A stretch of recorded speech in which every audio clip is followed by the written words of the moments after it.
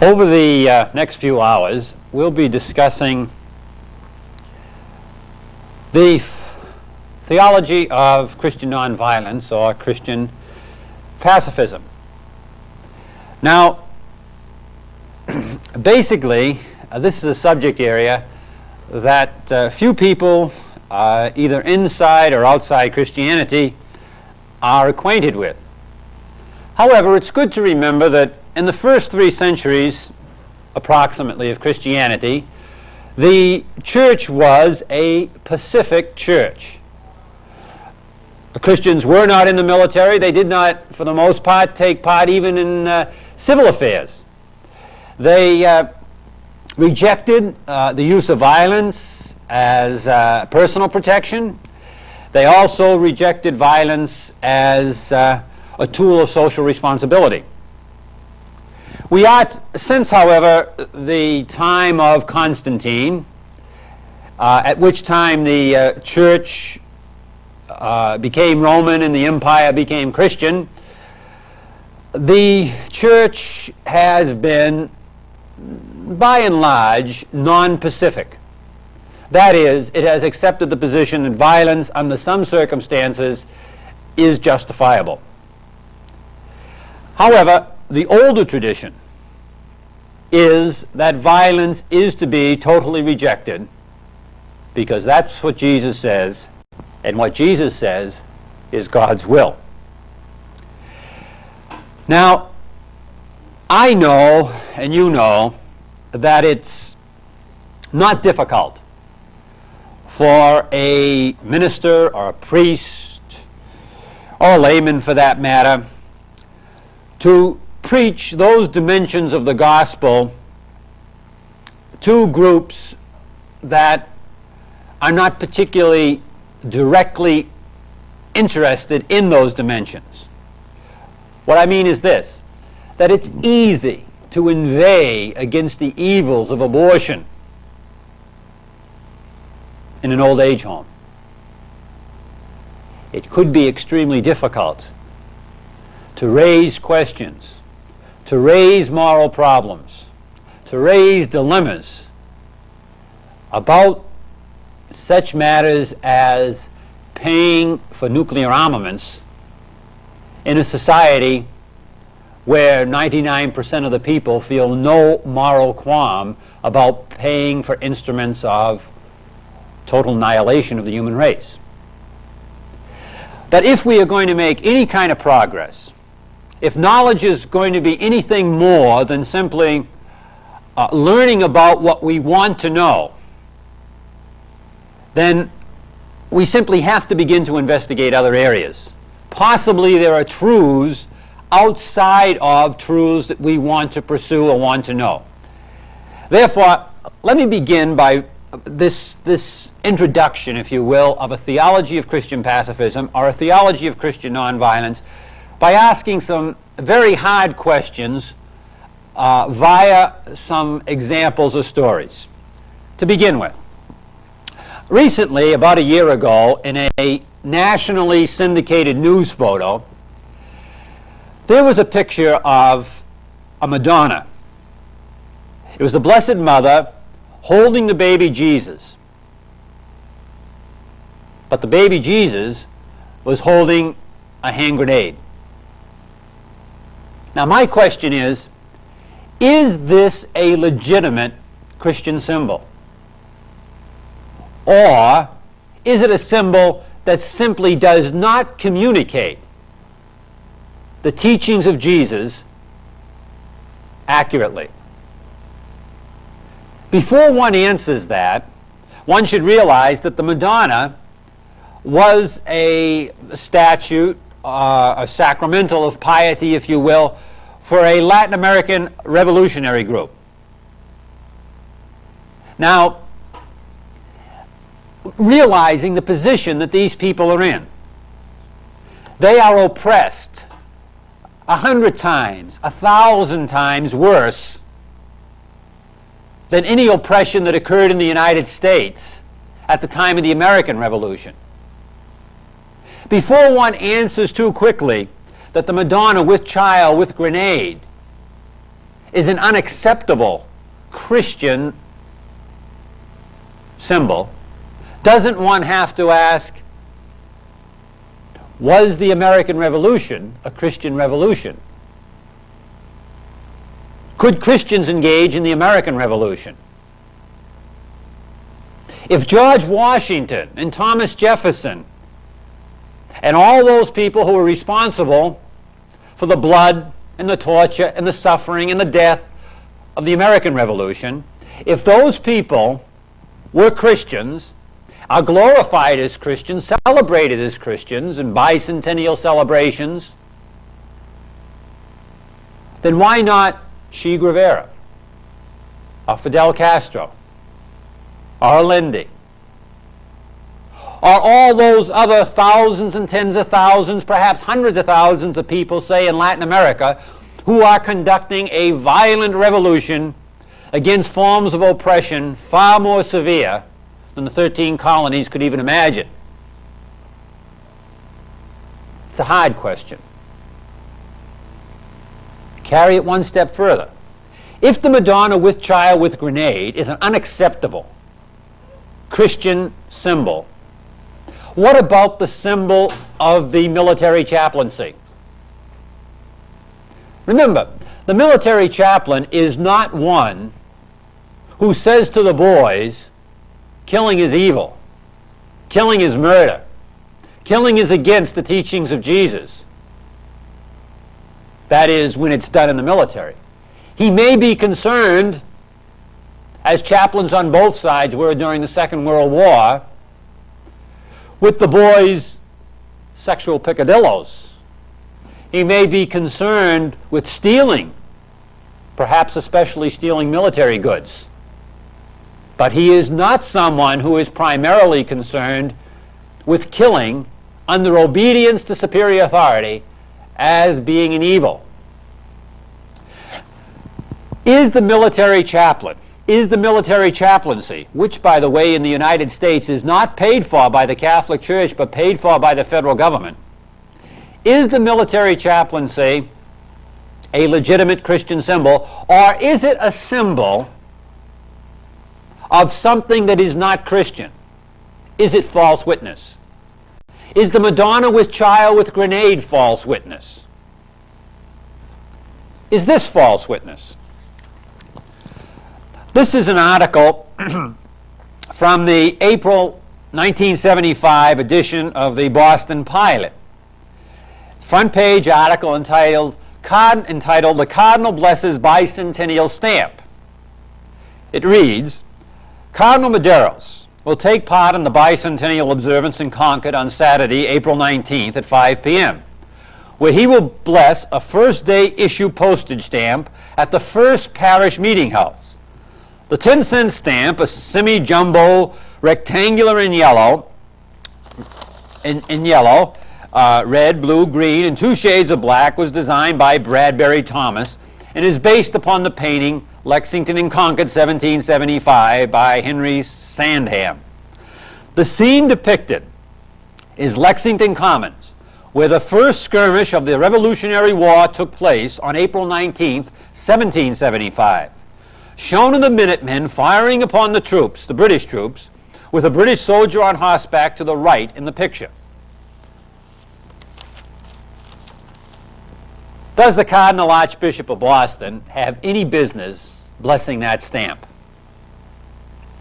What does his being there and his blessing that stamp communicate about the reality, the truth, the nature of Christianity?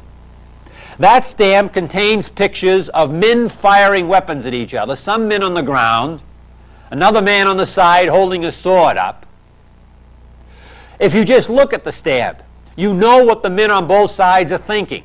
You know what their spirits are. Their spirits of vengefulness, hatred, fear, desire to kill. The rawest and crudest kinds of patriotism, the rawest and crudest kinds of revolutionary fervor. That stamp represents the antithesis of the Sermon on the Mount.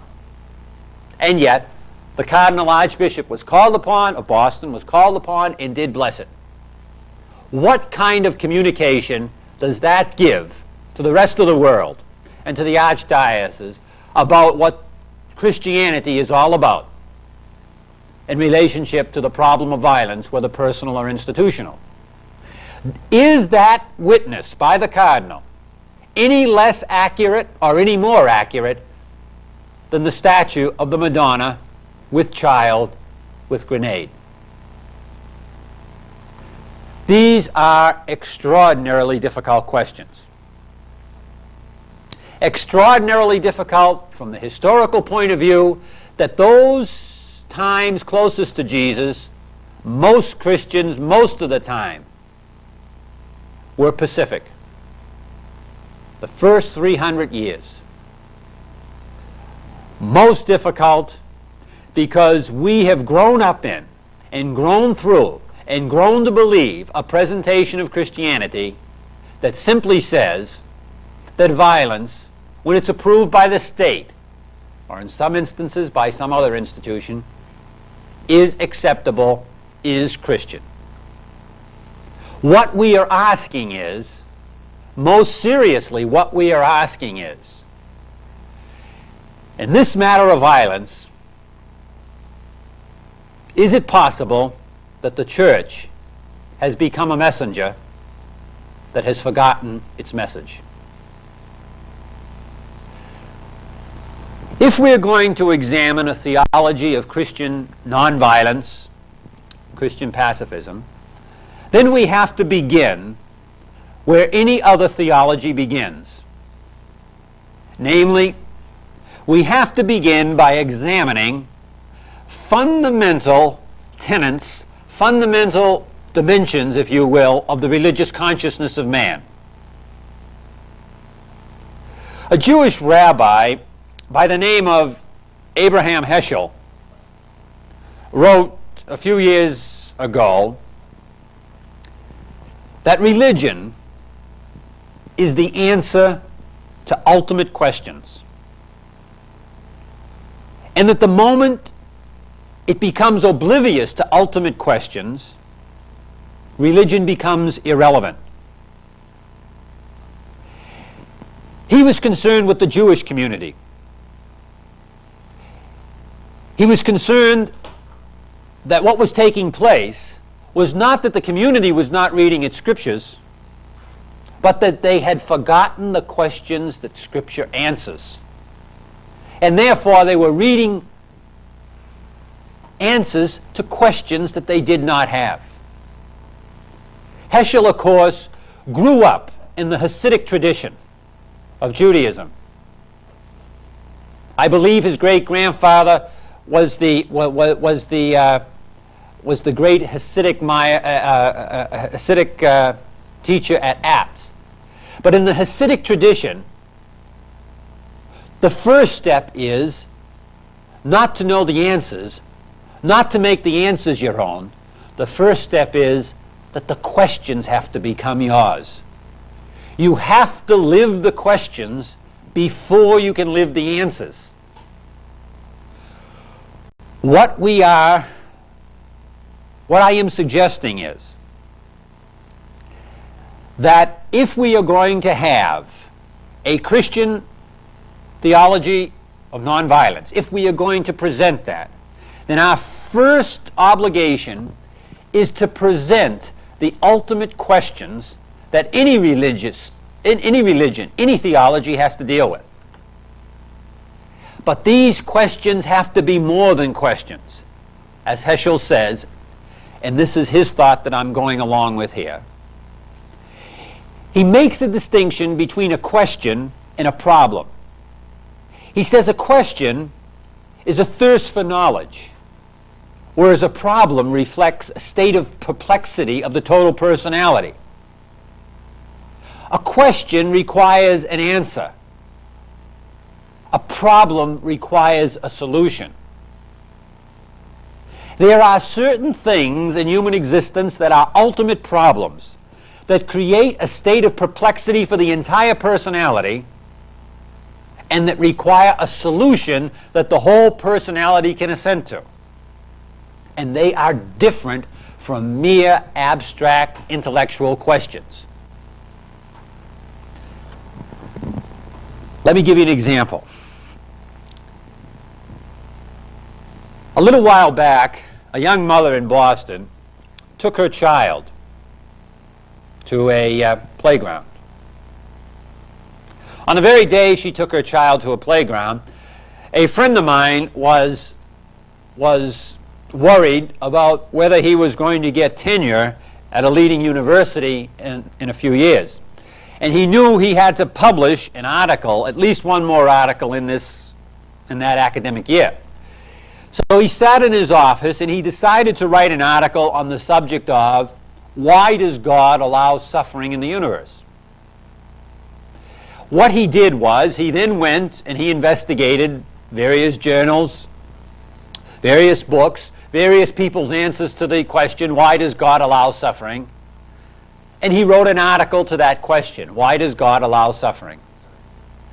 That day, the young mother, I believe from Dorchester, who had taken her child to the park, was sitting in a bench while the child played.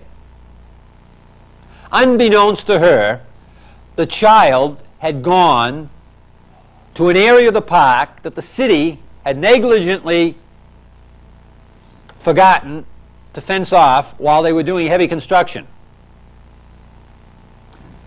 In front of the mother, who was about 50 feet away, the child was crushed by a bulldozer. Now, when that mother says, why does God allow suffering? She has a problem that envelops her whole personality that needs a solution for an answer. It is something totally different than the academician in his library office saying, why does God allow human suffering? That's a question. Heschel's point, and my point, is that no theology, whether it is of Christian nonviolence or Christian pacifism or whatever, no theology can be worth any more than the grasp that the people have on the basic religious questions that it is trying to respond to. Stronger yet, no theology can be any better than the intensity with which the fundamental religious questions of human existence have been turned into, absorbed, and lived as fundamental human problems. With that in mind, that is what we are about, trying to answer ultimate questions, let's ask ourselves, what specifically do we mean by ultimate questions? The ultimate of ultimate questions, the question around which religious consciousness focuses, is this: what kind of God is God if God exists? And what does he expect of man, if anything? The history of religion, the study of comparative religions, all religion, all religious consciousness, is an attempt to answer that question. What kind of God is God if God exists? And what does he expect of man, if anything? That is the ultimate of ultimate questions. There are all kinds of answers. Some people say God is this. Some people say God is that. Some people say God expects this. Some people say God expects that. Some people say God doesn't exist and therefore he can't expect anything. Some people say God does exist but he doesn't expect anything. For the Christian, it is Jesus who answers that question definitively. Jesus says what kind of God God is. Jesus says what God expects of man. That is the ultimate of ultimate questions. There are other questions that are just as ultimate. Other questions that we have to turn into problems for ourselves before there's any possibility that we will have either an answer or a solution. For example, why do men die? Why do men live? Thomas Merton, at one point in one of his writings, says,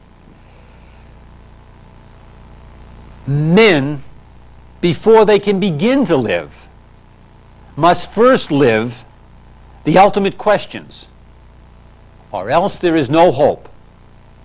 What are the ultimate questions?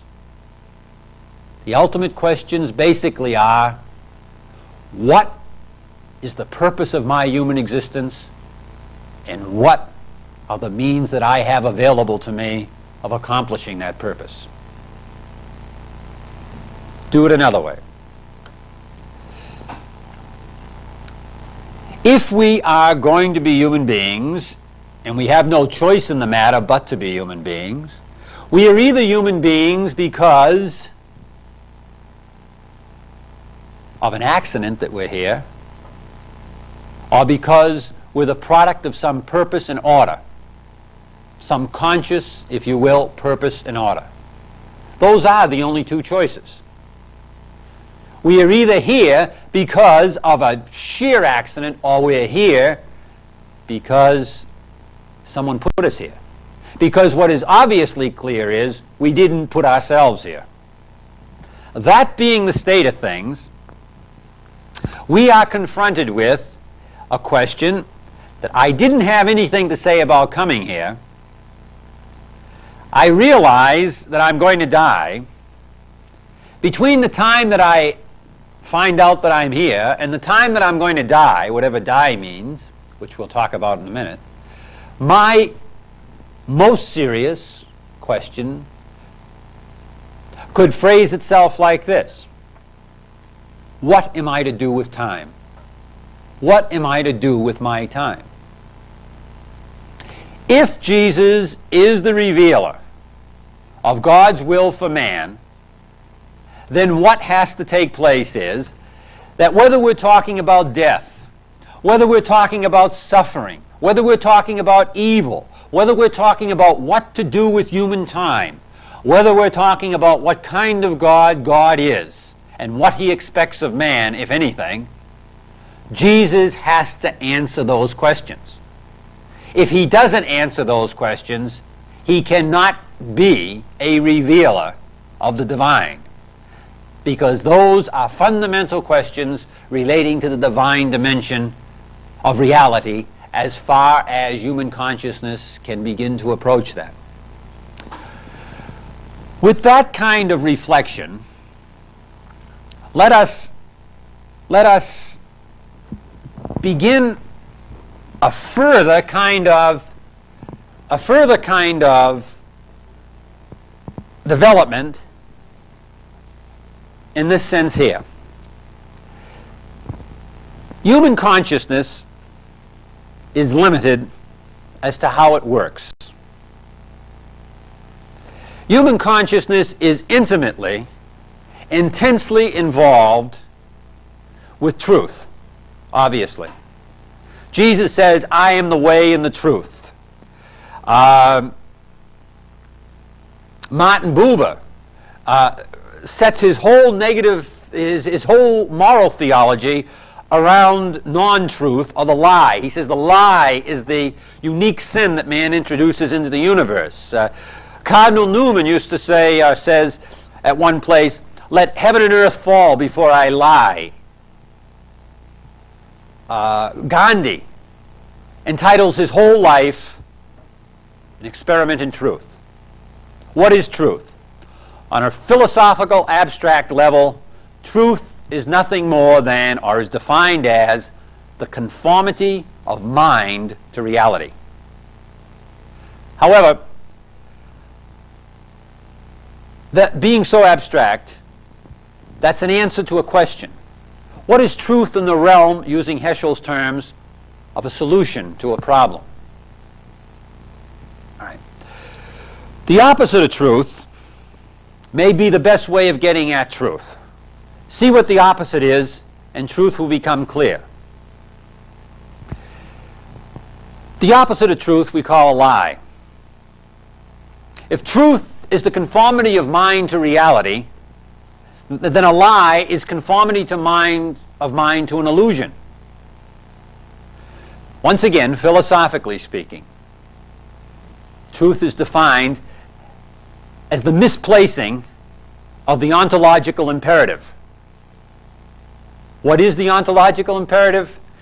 The ontological imperative is.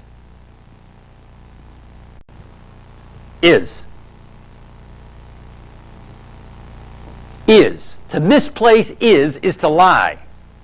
If someone comes to you and says, which is the road to the Capitol? And you say, that way is the road to the Capitol. And you know all the time that that way is the road to the Capitol. You've lied. You've said this is what this is. You've told people that this unreality is a reality. You've created an illusion. Now that's wrong. Absolutely, positively wrong. What we have to, and it's wrong to send people off using up their human time in accordance with an illusion. Absolutely. But that is not primarily what Gandhi, Jesus, Buber, Newman are talking about when they place an enormous emphasis on truth and are terribly concerned about lying. They are not concerned primarily with the simple lie where I say something is the road to the Capitol when something is not. They are primarily concerned with this phenomena of religious consciousness here. Each one of us, regardless of whether we're talking about mathematical or alphabetical language, each one of us thinks in the same way.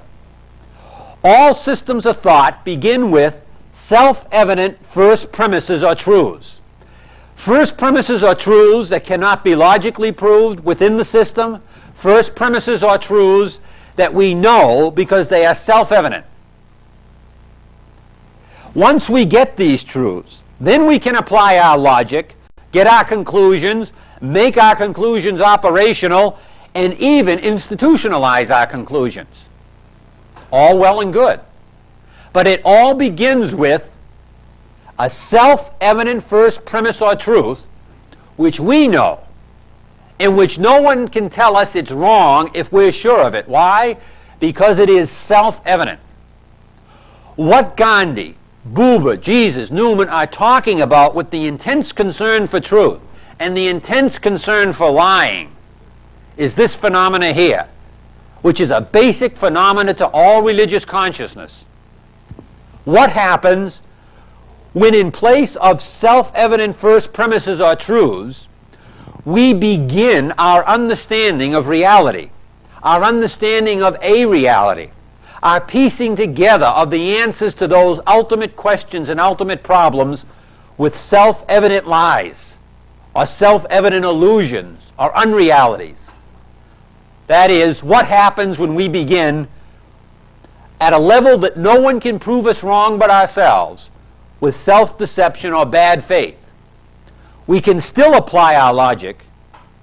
We can still reach conclusions. It will all follow. We can make our conclusions operational. We can institutionalize our conclusions. But we've begun with an unreality. This is what Huxley refers to when he talks about how you can get madness in reason's mask.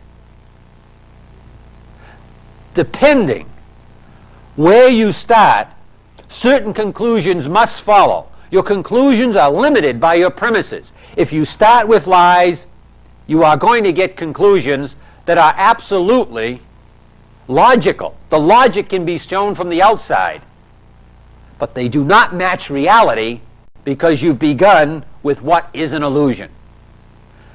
This is why Dan